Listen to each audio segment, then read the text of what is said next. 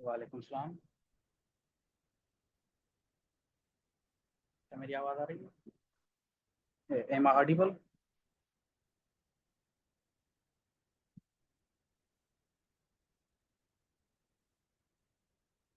Okay. जी हम class start करने वाले हैं, बस 1 मिनट। 8:35 में।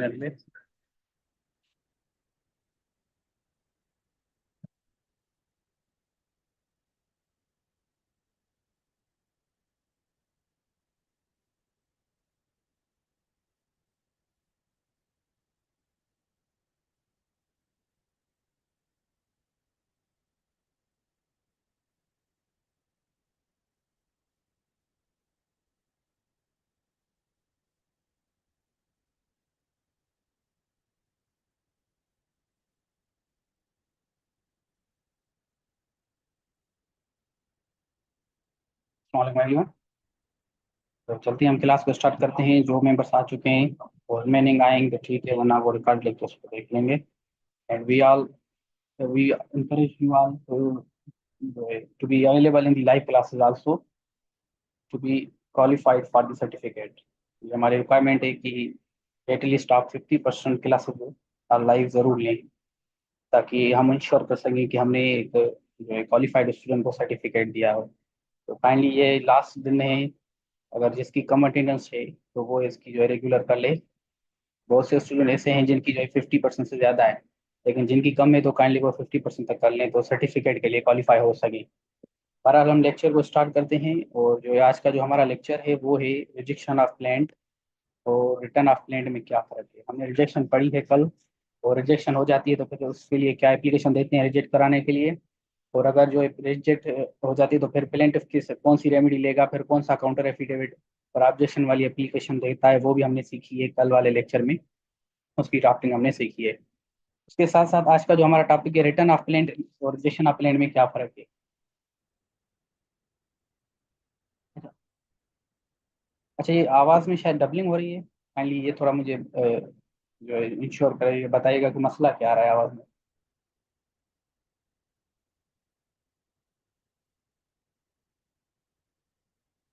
अच्छा, मोबाइल मेरी सामने पड़ी है तो इस वजह से हो सकता है। एक दूसरी में जो ज्वाइन करके रखता हूँ कि मुझे पता चल सके कि आपके यहाँ आवाज़ क्लियर आ रही है या नहीं, तो इस वजह से डबलिंग हो सकती थी। अभी आई होप कि आवाज़ क्लियर है। काइंडली मुझे थोड़ा बताइएगा अगर आवाज़ क्लियर नहीं है तो। अगर है तो भी बता दीजिए तो मैं क्लास कंटिन्यू करूँ आगे।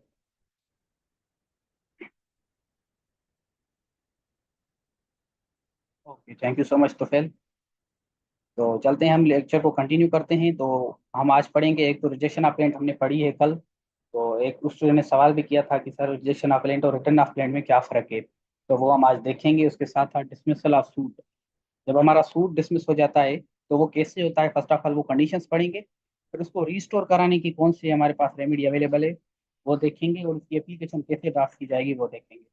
उसके साथ साथ हम देखते हैं, आपने सुना होगा एक्स पार्टी डिग्री। हमने फर्स्ट लेक्चर में, ये जब सिविल मॉड्यूल का जो हमारा फर्स्ट लेक्चर था उसमें हमने ये बात की थी एक्स पार्टी डिग्री का। तो आज वो हमारा जो टॉपिक होगा वो क्लियर होगा कि एक्स पार्टी डिग्री क्या है।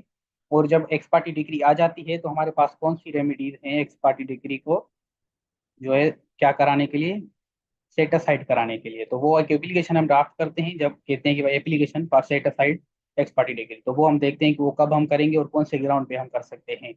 तो आज के ये 5-6 टॉपिक हैं, और उसके साथ साथ एप्लीकेशंस भी हैं।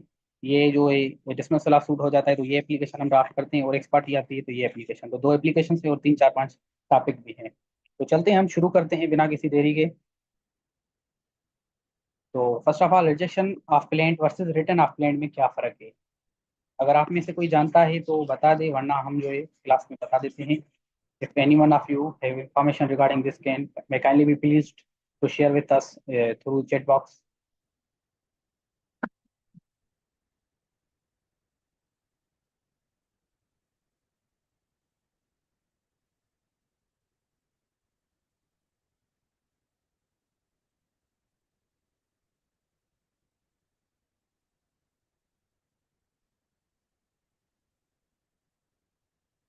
अच्छा, तो फिर जलन का है कि वो है 7-Eleven, और जो रिटर्न है उसके बिल्कुल आपकी बात बिल्कुल दुरुस्त है। अच्छा, मैं एडवोकेट जलालुद्दीन की बात बता दूं, क्लियर कर दूं आपकी, क्योंकि उसने जो शॉर्ट में बताई है और सही बताई ये बात। ये बात करा है आर्डर 7 रूल 10 और आर्डर 7 रूल 11 की। तो ये बात बिल्कुल सही है। जो रिजेक्शन अपलेंट है आर्डर जो है 7 रूल 11 में है, और जो रिटर्न है वो आर्डर कौन सा है, आर्डर दोनों का सेम है। इसका भी आर्डर क्या है, 7 है, 7 को ऐसे लिखते हैं। और रूल इसका क्या है, रूल इसका 11, इसका रूल कौन सा है, रूल इसका 10 है। पीसी का आर्डर दोनों का सेम है, इसका भी आर्डर 7 है। तो ये सीपीसी के हैं, इसमें एक तो डिफरेंस ये हो गया, उसके साथ साथ जो है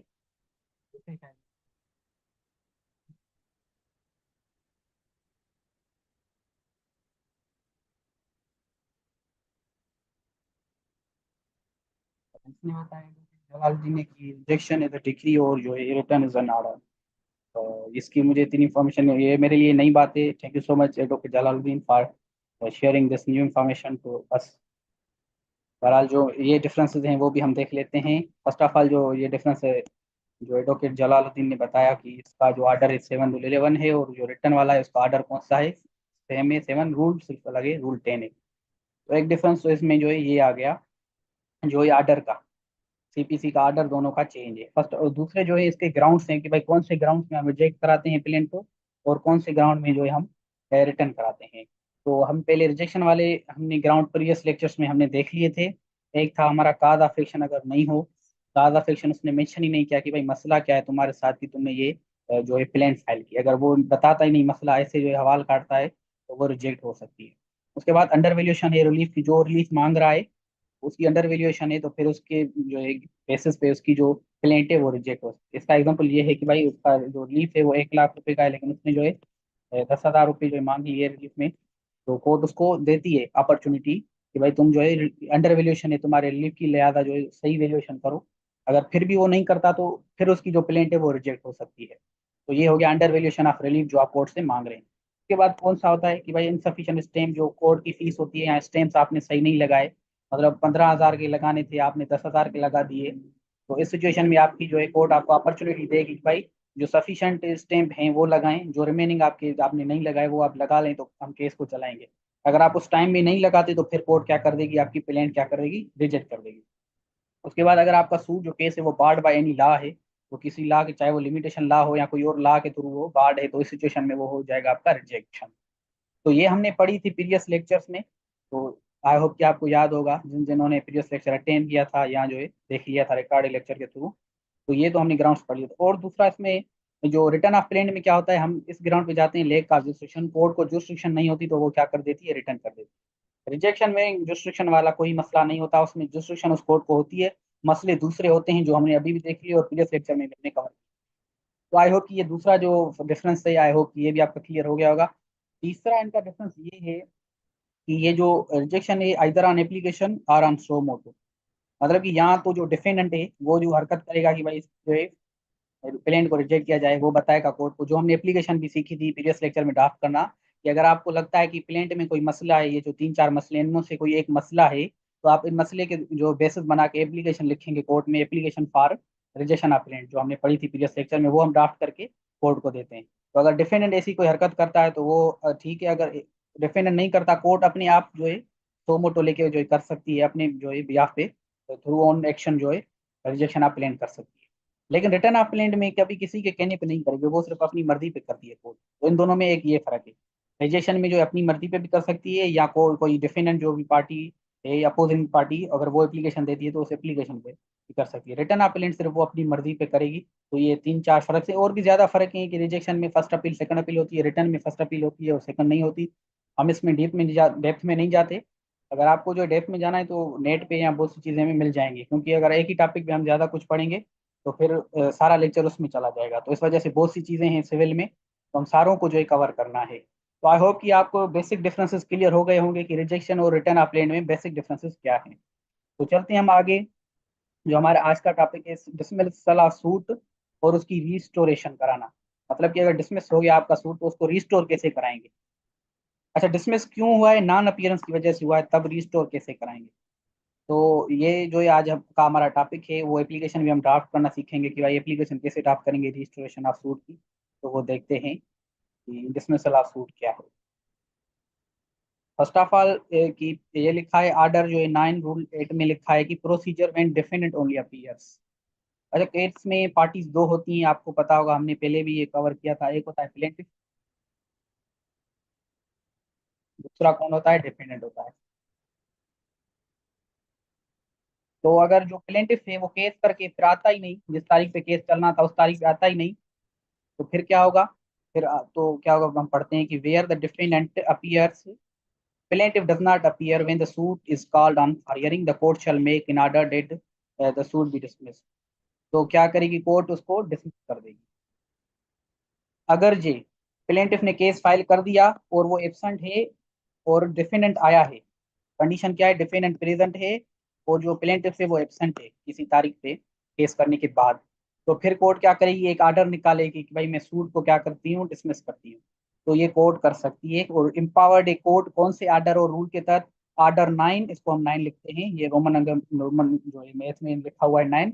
ऑर्डर 9 और रूल 8 में लिखा हुई लिखी हुई है ये चीज। तो court is empowered to dismiss the suit on this ground that the plaintiff does not appear when the suit is called. जब सूट की जो काल अपल हो गई और जो ये प्लेंटिफ नहीं आया, तो इस ग्राउंड पे जो है कोर्ट डिसमिस कर सकती है सूट को। अच्छा, डिसमिस कर दी। अब हमारे पास क्या ग्राउंड है रिस्टोरेशन का? तो वो हम देखते हैं कि रिस्टोरेशन का अगर ग्राउंड है तो कौन से जो है बेसिस पे हम वो ग्राउंड को अवेल कर सकते हैं, तो वो हम देखते हैं कि अगर इनकेस अगर हमारे क्लाइंट का जो प्लेंटिफ है हमारा क्लाइंट और उसका सूट डिसमिस हो गया है, तो उसका डिसमिस हो हुआ वाला सूट है उसको रिस्टोरेशन कैसे करानी है, तो वो हम देखते हैं। तो इधर पहले तो इसको पढ़ते हैं कि प्लेंटिफ अगर नहीं आता कोर्ट में जब केस शेड्यूल्ड हियरिंग के लिए। अच्छा, एडवोकेट जलालुद्दीन ने ये एक हमें एक्स्ट्रा चीज बताई है कि डिसमिसल ऑफ सूट को बोलते हैं डिसमिसल ऑफ डिफॉल्ट। तो ये आपकी शायद हो सकता है प्रैक्टिस में इसको कहते हैं। एंड वेरी गुड, आप जो हमें ये चीजें बता रहे हैं जो भी प्रैक्टिस में होती हैं। तो एडवोकेट जलालुद्दीन ने ये कहा है कि इसको बोलते हैं डिसमिसल इन डिफॉल्ट। जी बिल्कुल, इसको डिफॉल्ट मतलब कि कोई जैसे पेमेंट में डिफॉल्ट होता है, तो ऐसे अगर आने में डिफॉल्ट हो गया तो फिर इसको डिसमिसल इन डिफॉल्ट, तो इन नहीं। तो ये जो एक्स्ट्रा चीज़ है हमारे लिए जो एडवोकेट साहब ने बताई हमें, thank you so much for your contribution dear Jalaluddin. तो रिस्टोरेशन हम देखते हैं कि रिस्टोरेशन जो है कैसी होती है। तो अगर जो है प्लेंटिफ कोर्ट में अपीयर नहीं हुआ जब जो है हियरिंग होनी थी, तो उसके नतीजे में अगर केस डिसमिस हो गया है, तो वो नया जो फ्रेश सूट है वो नहीं कर सकता अंदर सेम काज ऑफ एक्शन। ये आप समझ लीजिएगा कि आप फिर नया सूट नहीं कर सकते। Once your suit is dismissed on the ground that the plaintiff did not appear on the date scheduled for the hearing, मतलब कि जिस डेट पे आपका प्लेंटिफ नहीं हुआ, तो आपके पास फ्रेश सूट फाइल करने की कोई ग्राउंड ही नहीं है। फ्रेश सूट आप फाइल नहीं कर सकते। अब फ्रेश शूट नहीं करते कर सकते फाइल, तो हमारे पास क्या ग्राउंड है?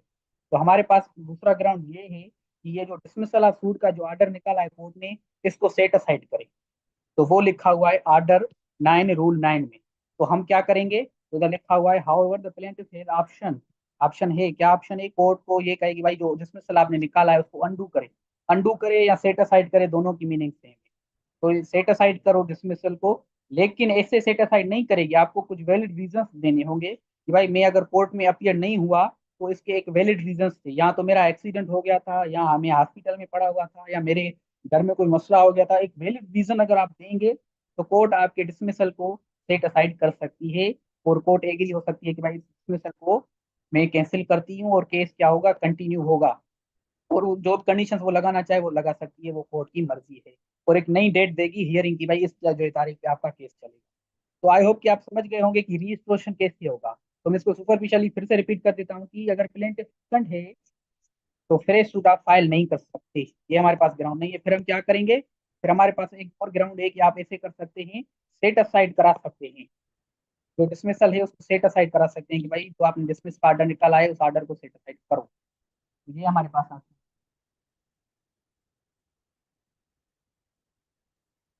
तो ये रिस्टोरेशन ऑफ सूट है जो हमने आज प्रोसीजर देखा। और इसका लिमिटेशन एडवोकेट जलालुद्दीन ने चैट बॉक्स में बताया है कि 30 डेज है। तो इसकी मुझे इन्फॉर्मेशन नहीं थी, फिर भी जो है आप एडवोकेट साहब ने बताई है तो होगी, लेकिन मैं इसको फिर भी कंफर्म करके जो है बताऊंगा आपको। लेकिन ये बताइए सर ने, तो हम जो है मेंशन कर देते हैं। कि एडवोकेट जलालुद्दीन ने बोला है कि इसकी जो लिमिटेशन है 30 डेज है, कि 30 डेज के अंदर जो है इसकी जो है आपको फाइल करनी है रिस्टोरेशन वाली एप्लीकेशन। तो ये लिमिटेशन एक्ट में आई होप आपने देखी होगी, उसमें लिखी होगी लिमिटेशन एक्ट जो 1908 वाला है। तो ये उस चीज़ में लिखी होगी। बहरहाल जो है हम इसकी एप्लीकेशन देखते हैं कि वो एप्लीकेशन कैसे हम ड्राफ्ट करते हैं जो रिस्टोरेशन वाली है। मतलब आपने देखा कि आपके पास वैलिड रीजन है, आपका प्लेंटिफ अपीयर नहीं हुआ था और आप चाहते हैं कि भाई केस फिर से चलाएं, तो फिर आप क्या करेंगे, एक एप्लीकेशन ड्राफ्ट करेंगे आर्डर 9 रूल 9 के तहत। तो वो हम देखते हैं केस स्टडी के थ्रू। तो ये है केस स्टडी आपकी स्क्रीन के ऊपर। बैकग्राउंड ये है कि भाई नबील ने एक सूट फाइल किया recovery of money against Amjad. भाई वो इसके पैसे रिकवर कराने थे नबील को, और अमजद के खिलाफ उसने जो है सूट फाइल कर दिया डिस्ट्रिक्ट कोर्ट में। नबील अब क्लेम करता है कि भाई उसने अमजद ने जो है मेरे से पैसे लिए थे, अब वो देने में जो है फेल हो गया है या दे नहीं सकता या कुछ ऐसा कुछ। तो उस हिसाब से उसने क्या कर दिया, सूट फाइल कर दिया। अमजद ने जो है समन रिसीव की और अपनी जो है रिटन स्टेटमेंट जो है जमा भी कराई थी नबील के क्लेम, जो नबील का दावा था प्लेंट में। अब हियरिंग डेट आ गई। कोर्ट ने जो है शेड्यूल की हियरिंग 10/9/2024। अमजद जो है जो डिफेंडेंट था वो तो अपीयर हुआ उस डेट पे, लेकिन नबील जो प्लेंटिफ था वो अपीयर नहीं हुआ। प्लेंटिफ अब अपीयर नहीं हुआ तो कोर्ट क्या करेगी, कोर्ट आर्डर निकालेगी कि भाई डिसमिस करता हूँ मैं सूट को या करती हूँ। तो कोर्ट ने डिसीजन निकाला।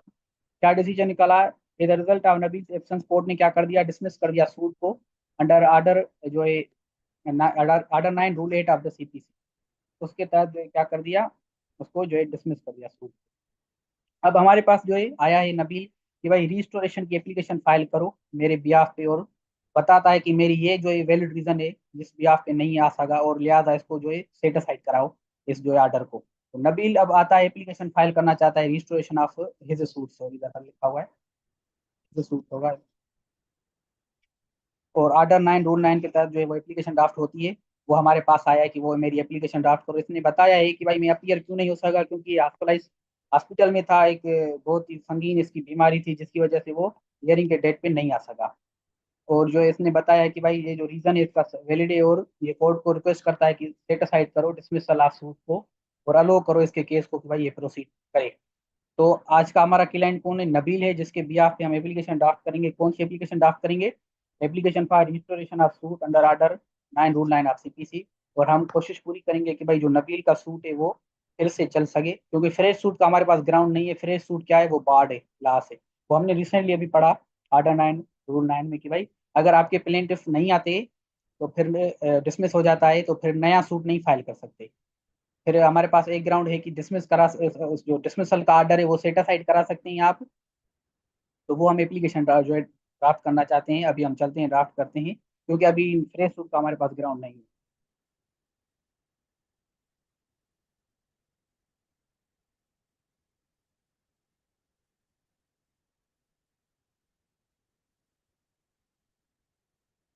तो ये कोर्ट का टाइटल है। ये हम पहले भी बहुत मरतबा हमने रिपीट किया है, इस पे हम नहीं जाते, डायरेक्ट हम एप्लीकेशन के टाइटल पे आते हैं। तो एप्लीकेशन का टाइटल क्या है, application for restoration of suit under order 9 rule 9। तो एप्लीकेशन के टाइटल से हमें पता चलता है कि हम कोर्ट से क्या मांग रहे हैं। हम कोर्ट से क्या मांग रहे हैं, हम चाहते हैं कि भाई हमारे सूट को रिस्टोर करो, हमने उसके लिए एक एप्लीकेशन दी है। तो चलते हैं हम क्या कहते हैं, कोर्ट को रिस्पेक्टफुली सबमिट करते हैं कि भाई कोर्ट ये जो है रिस्टोर करे सूट ऑफ प्लेंटिफ, जिस स्टेज पे था उस स्टेज पे रिस्टोर करे और सेट असाइड करे आर्डर को जिसने जो है इस सूट को डिसमिस किया है। और जो भी आर्डर की तारीख होगी वो आप इधर मेंशन कीजिएगा on the consideration of facts and ground जो मेंशन किए गए अकम्पनिंग एफिडेविट। अच्छा, हमारे पास ऑप्शन होता है, मैं फिर भी ये रिपीट कर देता हूँ, पहले भी रिपीट की थी कि हमारे पास ऑप्शन है, यहाँ तो आप फैक्ट्स एंड ग्राउंड्स एप्लीकेशन में इधर ही मेंशन करें या जो है उस एफिडेविट में मेंशन करें, वो आपकी मर्जी है। तो ये पहली एप्लीकेशन है, इसमें मैंने क्या किया है, एफिडेविट में मेंशन किया है। और दूसरी हमारी आज के जो लेक्चर की एप्लीकेशन है उसमें मैंने इस एप्लीकेशन में ग्राउंड मेंशन किए, एफिडेविट में नहीं किए, ताकि आप दोनों से जो है क्या हो सके, वाकिफ हो सके। तो इस वजह से मैंने इसमें एफिडेविट में भी आप कर सकते हैं ग्राउंड्स मेंशन। तो ये the prayer is made in the interest of justice. ये जो प्रेयर जो इल्तिजा मांग रहे हैं कोर्ट से, कानून की बालादस्ती के लिए मांग रहे हैं। और एडवोकेट जो भी होगा अपनी सिग्नेचर। अच्छा, ये मैंने कहा कि इसके ग्राउंड्स हमने एफिडेविट में दिए हैं, तो इस वजह से ये एप्लीकेशन शार्ट हो गई है, क्योंकि ग्राउंड्स हमने मेंशन किए हैं एफिडेविट में। एफिडेविट थोड़ा आज का बड़ा हो जाएगा। तो एफिडेविट में हम जो है क्या करते हैं, एक एफिडेविट का टाइटल देते हैं और जो भी क्लाइंट होता है उसकी सारी डिटेल्स देते हैं। उसके बाद अपनी बातें करते हैं कि भाई मैं प्लेंटिफ हूँ, जो भी सूट लिखा हुआ है और फैक्ट्स को अच्छी तरह जानता हूँ। और ये जो एप्लीकेशन है ये मैंने मूव करा है अपनी डायरेक्शन पे, और मैं सारा कुछ इनको जो भी लिखा हुआ है मैं जानता हूँ। उसके बाद इस तारीख को मैं जो है हॉस्पिटलाइज हो गया था, मुझे एक इंजरी हो गई थी जिस वजह से मैं ट्रीटमेंट में था जिना हॉस्पिटल कराची। और जो मेरी एब्सेंस है वो इंटेंशनल नहीं है, मैं जो है इंटेंशनल नहीं थी, ना ही डेलिबरेट थी, ना ही मैंने जानबूझकर जो है एब्सेंट रहा हूँ। ये मेरे जो है कंट्रोल से बाहर थी, इस वजह से मैं एब्सेंट रहा, क्योंकि मैं जो है कराची की जो हॉस्पिटल है उसमें जो है मेरा ट्रीटमेंट चल रहा था, क्योंकि जो है मेरा एक्सीडेंट या कुछ भी उसकी वजह से इंजरी हो गई थी जिस वजह से मेरा हॉस्पिटल में ट्रीटमेंट चल रहा था, तो इस वजह से मैं कोर्ट नहीं आ सका। और ये जो मेरी ना आना है वो इंटेंशनल नहीं है, ना ही मैंने जानबूझ के ऐसा किया है, ये मेरे कंट्रोल से ही बाहर है। तो कोर्ट को हमने ये ग्राउंड दिया है। उसके बाद हम कोर्ट से क्या मांगते हैं कि भाई this honourable court should not जो इस सूट को डिसमिस ना करे on the technical grounds, rather than it should decide the case on merits. Technical grounds पे इसको डिसमिस ना करे, बल्कि इस केस को जो है मेरिट पे सुने। मेरिट पे अगर हमारा केस कमजोर है तो फिर आप केस को जो है जिसका फैसला आए हमें मंजूर है, बाकी अगर एक टेक्निकल ग्राउंड है तो इस ग्राउंड पे आप डिसमिस ना करिए, ये नेचुरल जस्टिस का कोई भी प्रिंसिपल है लेके उसकी वायलेशन हो जाएगी। तो ये हम कोर्ट से कहेंगे। उसके बाद ये जो एफिडेविट का लास्ट में हम लिखते हैं कि whatever stated above is true and correct to the best of my knowledge and. भाई जो ऊपर लिखा हुआ है वो मेरे इल्म के हिसाब से वो सच्चा है और सही है, ये एफिडेविट में लिखते हैं, क्योंकि एफिडेविट की माना ही यही होती है कि कसमनामा। तो आप कसम खाते हैं कि जो भी ऊपर लिखा हुआ है वो मेरे इल्म के हिसाब से सही है और सच है। तो अब हम आपने देखा कि हमारे पास दो ऑप्शन हैं, या तो हम जो है एप्लीकेशन में ग्राउंड्स और फैक्ट्स दें या एफिडेविट में दें। एफिडेविट में आपने देख लिया हमने कैसे मेंशन किया है, और एप्लीकेशन में आपने पहले भी देखे और आज भी हमारी जो दूसरी एप्लीकेशन है उसमें भी आप देख लीजिएगा। तो आई होप कि आप ये समझ गए होंगे कि भाई एप्लीकेशन कैसे हम फाइल करेंगे अगर सूट हमारा डिसमिस हो गया या ऑन द ग्राउंड के हमारा प्लेंटिफ अपीयर नहीं हुआ था, तो फिर हम जो एप्लीकेशन देंगे application for restoration of suit, तो वो कैसे फाइल की जाए। आई होप कि आप ये समझ गए होंगे। उसके बाद हमारा जो दूसरा टॉपिक है वो है एक्स पार्टी डिग्री। और अगर एक्स पार्टी डिग्री आ जाती है तो उसको कैसे सेट असाइड कराएं। तो first of all x party की मीनिंग क्या है, फिर उसके बाद हम चलते हैं set aside x parte degree. तो आप में से कोई जानता है तो काइंडली चेक बॉक्स में बता दें कि एक्स पार्टी की मीनिंग क्या है।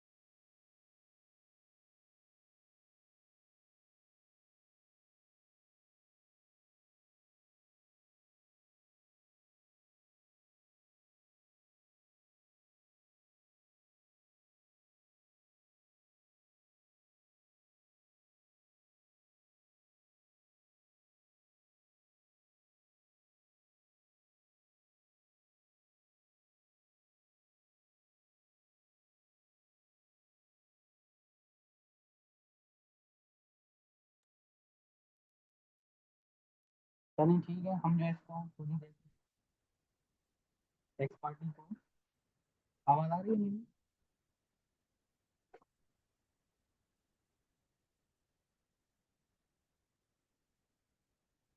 आवाज तो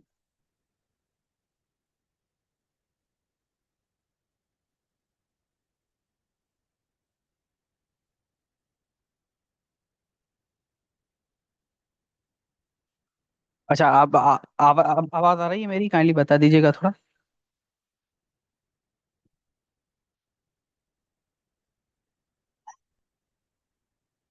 okay, thank you so much mister Sadnan. तो चलते हैं हम इसको देखते हैं, खुद ही देख लेते हैं एक्स पार्टी डिग्री को कि इसको क्या कहते हैं। इसकी लिटरल मीनिंग यही है कि भाई फ्रॉम वन साइड।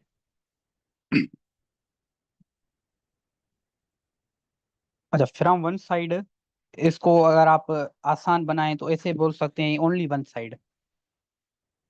मतलब कि कोई ऐसा ऐसा फैसला जिसमें एक साइड मौजूद हो दूसरी साइड मौजूद ना हो, तो उस फैसले को हम बोलते हैं एक्स पार्टी डिग्री।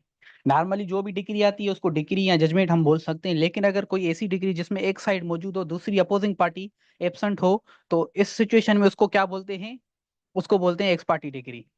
तो आई होप कि आप ये समझ गए होंगे कि एक्स पार्टी की लिटरल मीनिंग क्या है। उसके बाद हम इसकी डेफिनेशन भी देख लेते हैं। डेफिनेशन भी क्योंकि मीनिंग से जो है सेम होती है। तो इसकी डेफिनेशन क्या है? An ex parte decree is a legal decision. ये एक लीगल डिसीजन है या लीगल जजमेंट है जो कोर्ट बनाती है कि एक पार्टी के फेवर में। लेकिन ये तो सारी जो डेफिनेशन है वो एक जजमेंट की आ गई है, क्योंकि भाई जजमेंट भी एक लीगल डिसीजन है, डिक्री भी एक लीगल डिसीजन है जो कोर्ट देती है, और बिल्कुल एक ही पार्टी के फेवर में होती है। दोनों के फेवर में कैसे हो सकती है? या तो अक्विट होगा, या जैसे क्रिमिनल में अक्विट या कन्विक्शन हो गया, या इधर जो है किसी को कंपनसेशन लगेगी या नहीं लगेगी, तो एक पार्टी के फेवर में आएगी। यहाँ तक तो डिक्री की डेफिनेशन है। उसके बाद ये एक्स पार्टी की डेफिनेशन है कि भाई विदाउट प्रेजेंस और पार्टिसिपेशन ऑफ अपोजिंग पार्टी, कि भाई जो अपोजिंग पार्टी है जिसके खिलाफ केस है वो एब्सेंट है, तो इस सिचुएशन में हम बोलेंगे कि भाई ये एक्स पार्टी डिग्री है।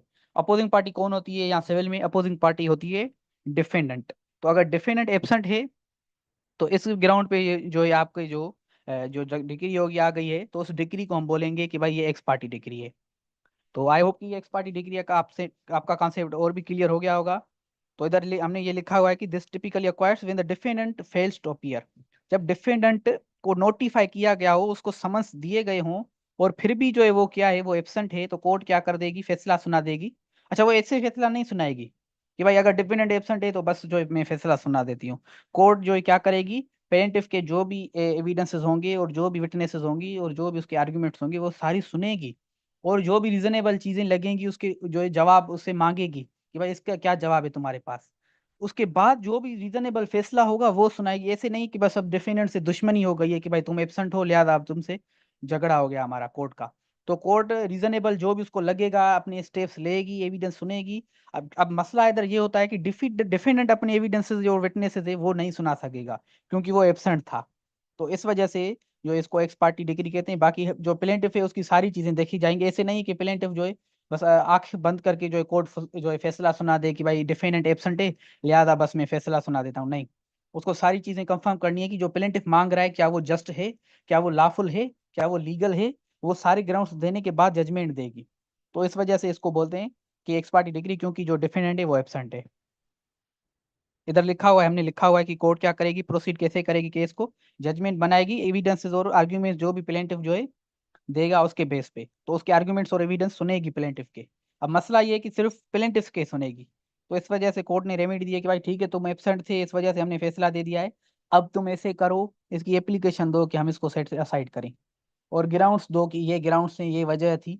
तो वो हम वजह देखते हैं, वजूहत देखते हैं कौन से वजूहत में हम जो ये एक्स पार्टी डिग्री को सेट असाइड कराते हैं, और वो एप्लीकेशन कैसे ड्राफ्ट करते हैं वो देखते हैं। तो x parte degree set aside करने के जो ग्राउंड्स है वो कहाँ लिखे हुए हैं? वो लिखे हैं आर्डर जो है 9 रूल 13 में लिखे हुए हैं, सीपीसी के। तो वो कौन से हैं? वो आपकी स्क्रीन के ऊपर लिखे हुए हैं कि set aside degree against defendant. In a case decree is passed ex parte against the defendant, he may apply to court which pass the decree for an order to set aside it।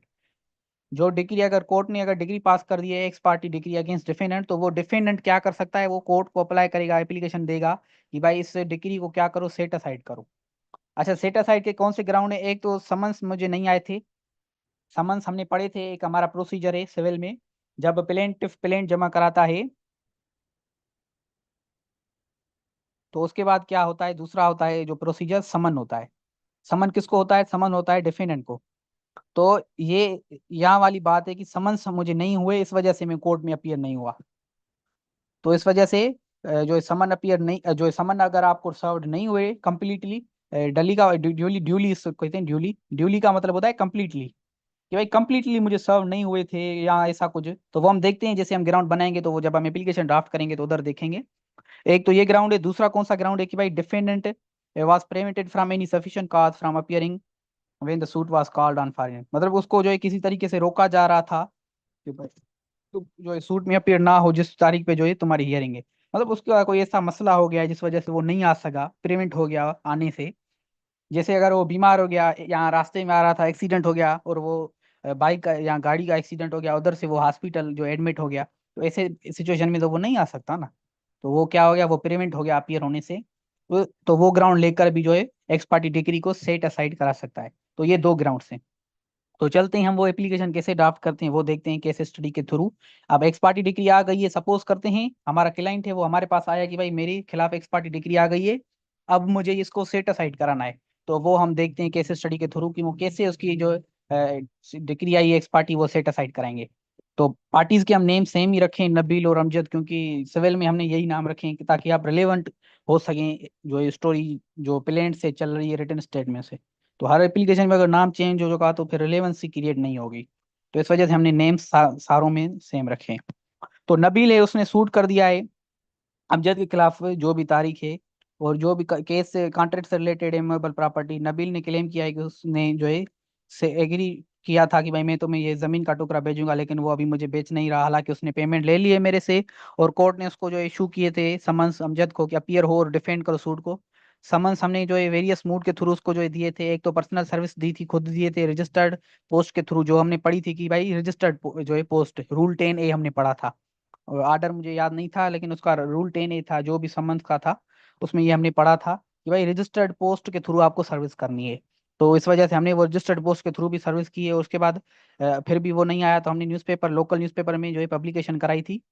और सारे attempt के बाद जो एक Amjad appear नहीं हुआ था court में, और नतीजतन यार जो 1 तारीख को कोर्ट ने क्या कर दिया, सर्विस समन को वैलिड कंसीडर करके प्रोसीड किया केस को अमजद की एब्सेंस में। और एक एक्स पार्टी डिक्री जो है नबील के फेवर में निकाली। और सारा कुछ अब नबील के फेवर में डिग्री आ गई, और वो जो हमारा डिफेंडेंट था अमजद वो एब्सेंट था। तो हमने पढ़ा था कि भाई किसी भी अगर एक पार्टी एब्सेंट हो, नॉर्मली डिफेंडेंट एब्सेंट हो, तो वो उस डिग्री को हम क्या बोलते हैं, एक्स पार्टी डिग्री बोलते हैं। तो अब हमारे पास जो है डिफेंडेंट जो अमजद है वो आया है कि भाई ये जो एक्स पार्टी डिग्री है इसको सेट असाइड कराना है, तो मेरे बिहाफ पे एक एप्लीकेशन ड्राफ्ट करो। तो वो हम क्या करेंगे, application for setting aside the ex parte degree dated, जो भी उसकी तारीख होगी वो हम लिखेंगे। तो अमजद अब उस डिक्री को बारे में उसका इल्म हो गया है कि मेरे खिलाफ एक डिक्री आ गई है। तो वो इमीडिएटली हमारे पास आया कि भाई ये एप्लीकेशन फाइल करो इसको सेट असाइड कराने के लिए। इस ग्राउंड पे भाई मेरे को जो समन्स है वो रिसीव ही नहीं हुए। ग्राउंड कौन सा ले रहा है कि भाई समन्स मुझे रिसीव्ड ही नहीं हुए। तो हमने पढ़ा था सेट असाइड कराने के 2 ग्राउंड है, या तो आप समन बोलें कि भाई मैंने रिसीव नहीं किया, या दूसरा ग्राउंड है कोई ऐसी वजह जिस वजह से मैं नहीं आ सका, प्रिवेंट हो गया कोर्ट में अपियर होने से। तो दूसरी वजह हम नहीं लेते, पहला वाला हमारा ग्राउंड हमने ले लिया है। कौन सा ग्राउंड है कि भाई हमें समन रिसीव नहीं हुआ। तो हमने ये ग्राउंड लेके अब सेट असाइड करानी है एप्लीकेशन। तो वो हम देखते हैं कि वो कैसे ड्राफ्ट करते हैं। तो आज का जो टॉपिक है कि भाई drafting of an application for setting aside the expertise degree under order 9 rule 13 of CPC. तो वो हम चलते हैं कि वो कैसे ड्राफ्ट करते हैं।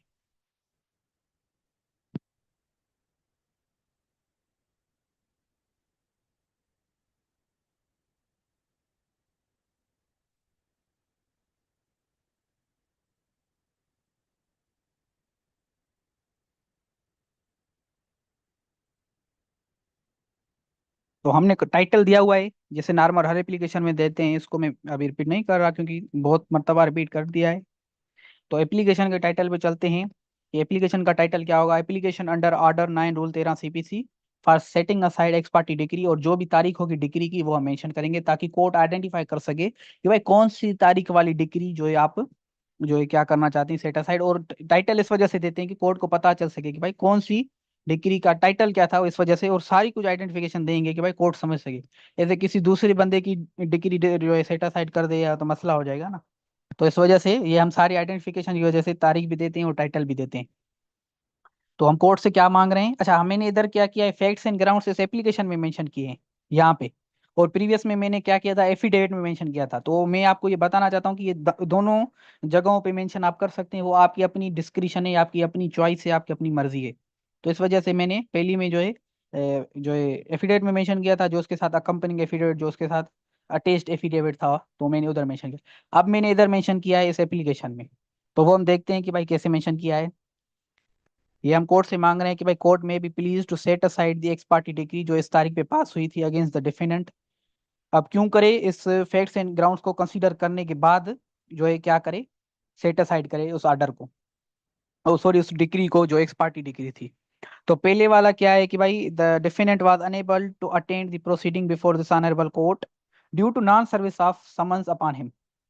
हमने ग्राउंड यही लिया था कि भाई हमारे को जो है समन्स रिसीव नहीं हुए, हमारे को जो समन्स है वो सर्व नहीं हुए, इस वजह से हम अपीयर ही नहीं हुए। हमें पता कैसे चले कि भाई हमारे ऊपर केस है। तो इस वजह से हमने ये ग्राउंड लिया है। और ये ग्राउंड लेने के बाद हमने ये मेंशन किया है एप्लीकेशन में कि भाई हमें ये सर्व नहीं हुए थे, इस वजह से हम अनेबल टू अटेंड थे, अटेंड करने के काबिल ही नहीं थे क्योंकि हमें पता ही नहीं था। तो हम ये लिखेंगे।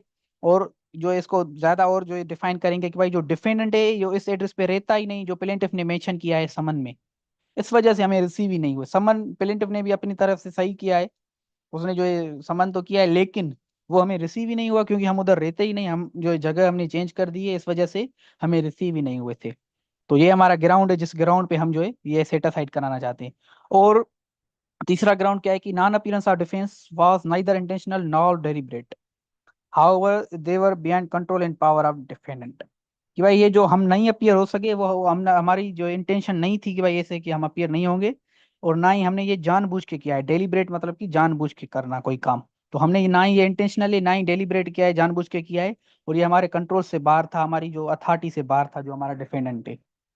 और जो है कोर्ट को हम ये लिखेंगे कि भाई इस सूट में, इस मैटर में हमारे जो है जो डिफेंडेंट है उसके वैल्यूएबल राइट्स जो हैं वो हैं, इस वजह से इसको जो है एक अपॉर्चुनिटी दी जाए और एक फेयर हियरिंग चलाई जाए, ताकि जो भी सही फैसला हो वो आ सके। अगर आप ऐसे ही जो है प्लेंटिफ की जो एविडेंसेस सुनेंगे और फैसला सुना देंगे, तो फिर ये क्या हो जाएगी, ये एक नेचुरल जस्टिस प्रिंसिपल जो है जो है audi alteram partem no one should be remain unheard, उसकी जो है वायलेशन हो जाएगी।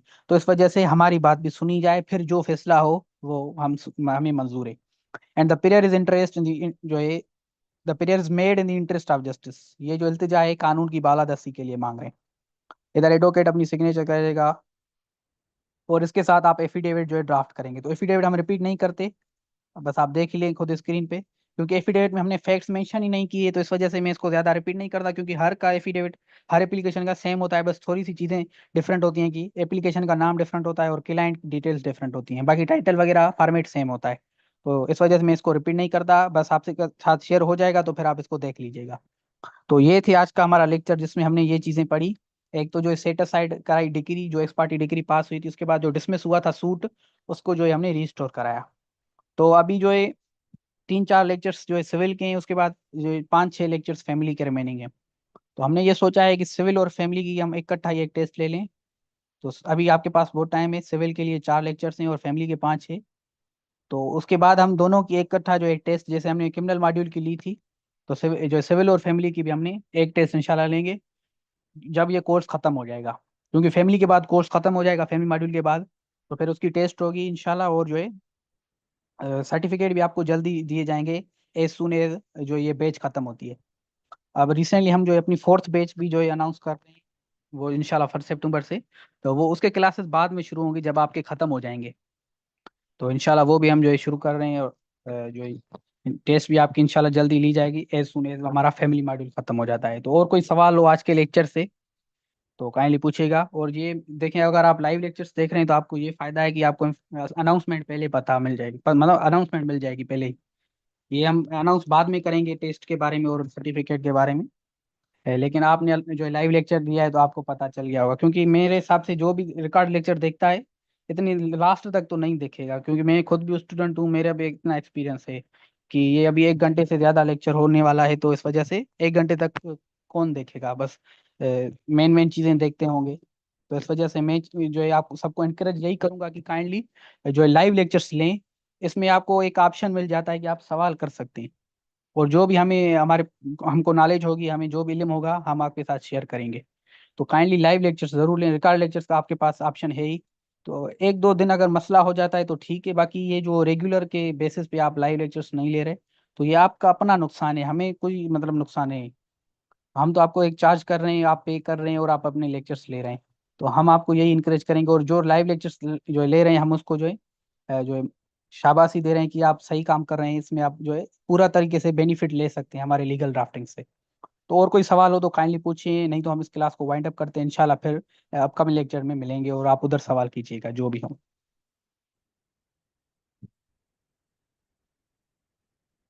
अच्छा, सवाल है एक स्टूडेंट का कि क्लासेस कब तक कंप्लीट होंगे। इंशाल्लाह ये 10 सितंबर तक खत्म हो जाएंगे, या 10 के बाद चलें भी तो मैं इसको देखता हूँ 10 सितंबर, यहाँ तक खत्म होने का हमारे पास है कि यहाँ तक हम कर दें खत्म। अगर चला तो 1-2 एक्स्ट्रा क्लास चल सकता है, वो भी मतलब कि होगा तो फिर 11 या 12 सितंबर पे हम कर लेंगे और फाइनलाइज हो जाएगा। तो बस अभी 10 जो है दिन पड़े हैं, अभी 31 जो है अगस्त है, तो मेरे हिसाब से अभी 10-12 दिन में आपका कोर्स खत्म हो जाएगा। अच्छा, और कोई सवाल नहीं है तो हम इस लेक्चर को अभी वाइंड अप करते हैं, इंशाल्लाह फिर जो है अपकमिंग लेक्चर में आपके सवाल सुनेंगे। जजाकल्ला, फी अमान अल्लाह।